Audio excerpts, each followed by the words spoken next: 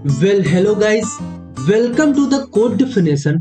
And आज के इस वीडियो में हम लोग लूप को समझेंगे कि जावा स्क्रिप्ट में ये लूपिंग स्टेटमेंट क्या होता है एंड कैसे हम लोग इसे यूज करते हैं एंड क्यों हम लोगों को लूपिंग स्टेटमेंट्स की जरूरत पड़ती है। ये सारी चीजें इस वीडियो में हम लोग कवर करेंगे। तो इससे पहले अगर आप लोग मेरे यूट्यूब चैनल पे नए हैं तो इस चैनल को सब्सक्राइब कीजिए एंड वीडियो को लाइक करना मत भूलिए। तो चलिए शुरू करते हैं।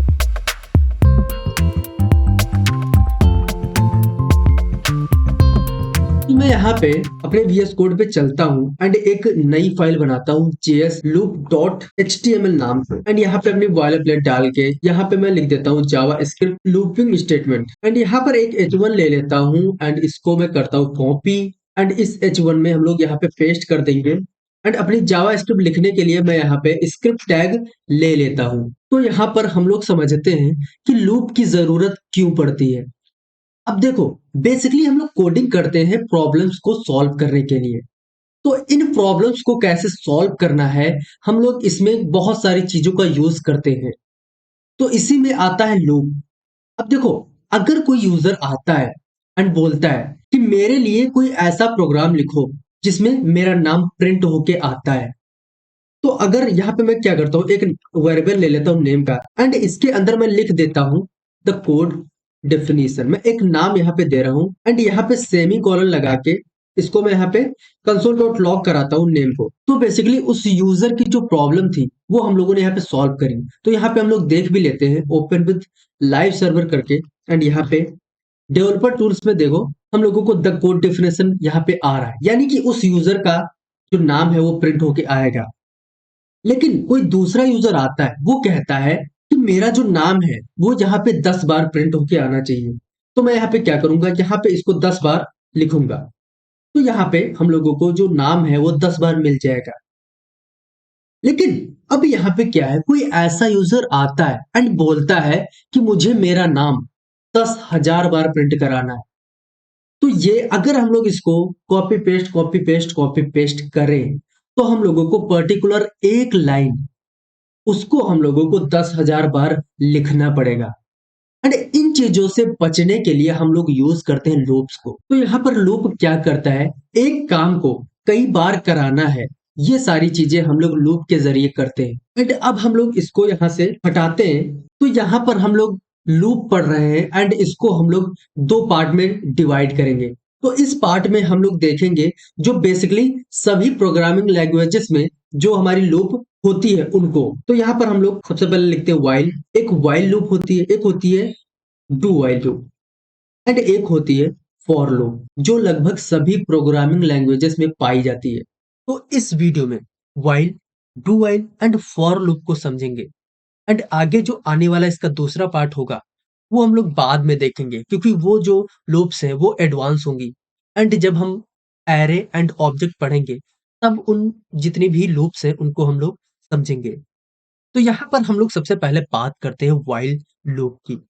तो मैं यहाँ पे क्या करता हूँ, एक व्हाइल लूप का सिंटैक्स लिख देता हूँ। तो मैं यहाँ क्या करता हूँ, कंडीशन एंड इसके बाद इसका एक ब्लॉक होता है। हम लोगों ने ब्लॉक पिछली वीडियो में समझा था, जो कंडीशंस हम लोगों ने पढ़ी थी। एंड इसमें क्या है, एक व्हाइल लूप होता है, उसमें इसके पैरेंथेसिस में हम लोग कंडीशन लिखते हैं। अगर ये कंडीशन ट्रू होती है तो इसका एग्जीक्यूशन जो प्रोग्राम का होगा वो इस ब्लॉक के अंदर आएगा।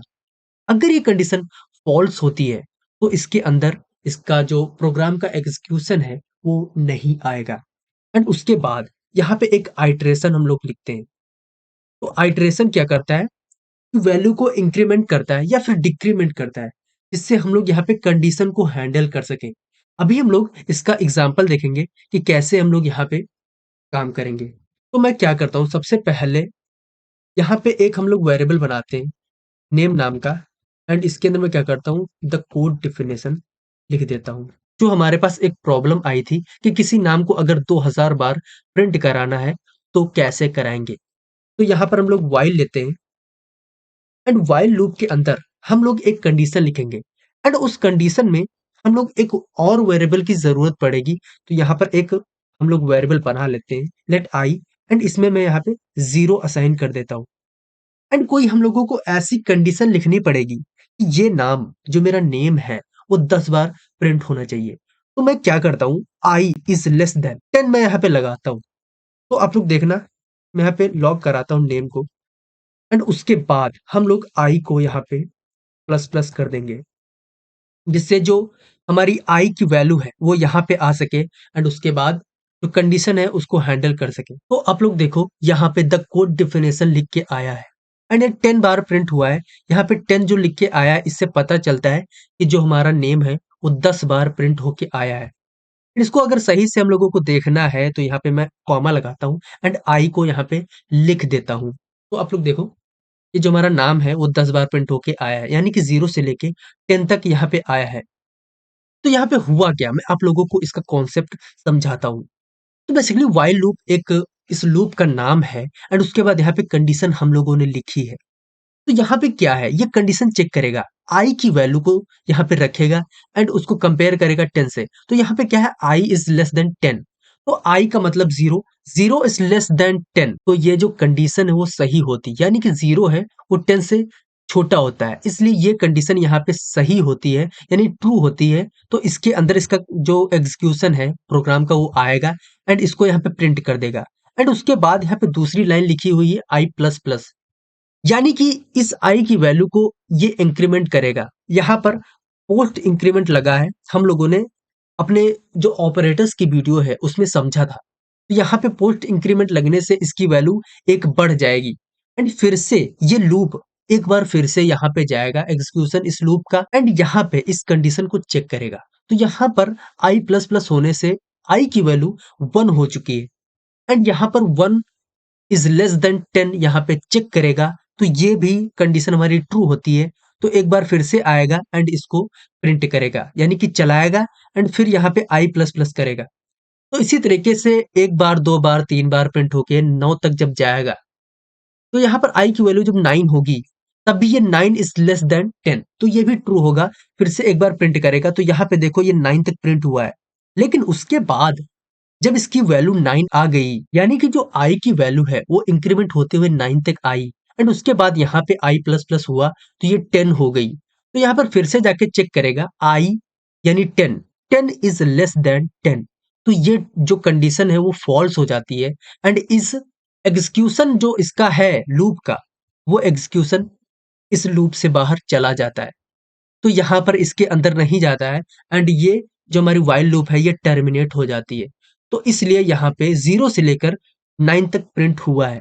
अगर हम लोग चाहते हैं कि जो हमारी वैल्यू है वो 1 से आए, तो मैं यहाँ पे कर देता हूँ 1, एंड यहाँ पे हम लोग इक्वल टू लगा देते हैं, जिससे हम लोगों को पता चले कि यहाँ से 1 से लेके 10 तक जाना है, यानी कि जब तक आई की वैल्यू 10 या 10 से कम रहती है तब तक इसके अंदर चलना चाहिए। यहाँ पे फिर से समझाता हूँ, जब तक आई की वैल्यू 10 से छोटी या फिर बराबर रहती है तब तक ये कंडीशन हमारी ट्रू रहेगी। अगर ट्रू होती है तो इसके अंदर आता है, एंड अगर फॉल्स होती है तो व्हाइल के अंदर इसका एक्सक्यूशन नहीं आएगा, एंड ये व्हाइल लूप टर्मिनेट हो जाएगी। एंड अब हम लोग समझते हैं यहाँ पे डू व्हाइल लूप। तो यहाँ पे हम लोगों ने वेरिएबल लिए, तो वेरिएबल में ऐसे ही यहाँ पे लिखा रहने देता हूँ, जो नेम है एंड आई है। तो यहाँ पर हम लोग क्या करेंगे, डू व्हाइल को समझते हैं।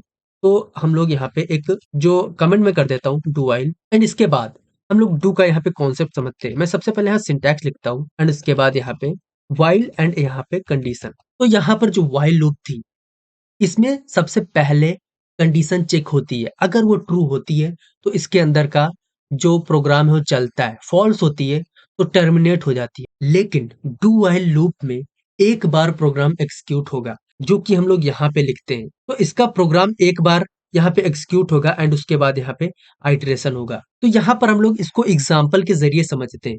तो मैं क्या करता हूँ, हम लोगों ने वहां पे आई लिया था एंड नेम लिया था, तो मैं यहाँ पे क्या करता हूँ, कंसोल डॉट लॉग कराता हूँ, एंड यहाँ पे मैं नेम लिख देता हूँ, एंड उसके बाद यहाँ पे आई को प्लस प्लस कर देता हूँ, एंड यहाँ पे हम लोग कंडीशन लिखते हैं आई इज लेस देन और इक्वल टू 10। तो आप लोग देखो यहाँ पर the code definition 10 bar print होके आया है। तो यहाँ पर क्या हुआ मैं आप लोगों को बताता हूँ।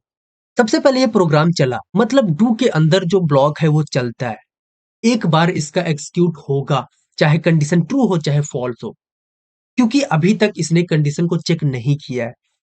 एक बार अगर डू का ब्लॉक चल जाता है उसके बाद ये व्हाइल में जाता है एंड इस कंडीशन को यहाँ पे चेक करता है। तो मैं क्या करता हूँ, इन दोनों को उठा के यहीं पे रख देता हूँ जिससे हम लोगों को ये दिखे भी। तो यहाँ पर नेम को प्रिंट कर रहा है ये वाला, एंड उसके बाद आई को, तो यहाँ पे क्या है, इंक्रीमेंट या डिक्रीमेंट कर रहा है। तो यहाँ पे क्या है, आई इज लेस देन और इक्वल टू 10। सेम जो वाइल लूप में हम लोगों ने कंडीशन को समझा था उसी तरीके से यहाँ पे काम करता है। तो यहाँ पर कंडीशन चेक करेगा, अगर ट्रू होती है तो ये फिर से जो डू वाला ब्लॉक है उसको रन करेगा, एंड फॉल्स होती है तो यहीं से इसकी जो एक्सक्यूशन है वो टर्मिनेट हो जाएगा, यानी कि ये लूप यहाँ से टर्मिनेट हो जाएगी एंड आगे का जो प्रोग्राम है वो रन होगा। तो सेम एज ये वाइल की तरह काम करता है, लेकिन इसमें एक बार प्रोग्राम चलता है। अब जैसे मान लो मैं यहाँ पे पहले ही जो हमारी कंडीशन उसकी फॉल्स कर देता हूँ, आई इज ग्रेटर देन 10। तो यहाँ पे आई 10 से बड़ा नहीं है, यानी आई की वैल्यू 1 है तो 1 10 से बड़ा नहीं है। तो आप लोग देखो यहाँ पर एक बार प्रिंट हुआ द कोड डेफिनेशन, एंड अगर यहाँ पे मैं ट्रू कर देता हूँ तो आप लोग देखो ये 10 बार यानी 9 बार प्रिंट होके आया है, क्योंकि हम लोगों ने यहाँ इक्वल टू नहीं लगाया है। आप देखो यहाँ पे 10 बार प्रिंट होके आया है।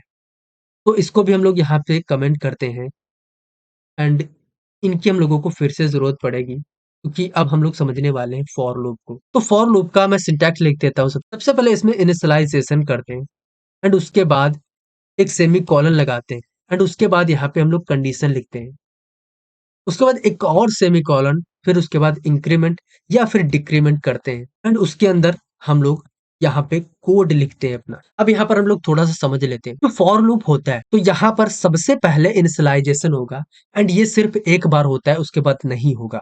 एंड उसके बाद यहाँ पे कंडीशन चेक होगी, अगर ये ट्रू होती है तो एग्जीक्यूशन जो प्रोग्राम का है वो इस ब्लॉक के अंदर आएगा। अभी यहाँ पर जो इंक्रीमेंट या डिक्रीमेंट नहीं होगा, सिर्फ कंडीशन चेक होगी, अगर ट्रू होती है तो वो इसके अंदर आएगा, एंड अगर फॉल्स होती है तो फिर ये जो फॉर लूप है वो टर्मिनेट हो जाएगी। तो यहाँ पर अगर कंडीशन ट्रू होती है तो यहाँ पर कोड चलेगा, एंड उसके बाद इस वेरिएबल की वैल्यू को यहाँ पे इंक्रीमेंट या डिक्रीमेंट किया जाता है, एंड उसके बाद फिर से कंडीशन चेक होगी। अगर अब फिर से ट्रू होती है तो ये फिर इसके अंदर आएगा, एंड फॉल्स होती है तो हमारी जो फॉर लूप है वो टर्मिनेट हो जाएगी। तो इसके लिए हम लोग क्या करते हैं, अपना जो एक एग्जाम्पल है उसको हम लोग समझते हैं। मैं इनिशियलाइजेशन करता हूँ तो मुझे यहाँ पे इसकी कोई जरूरत नहीं है।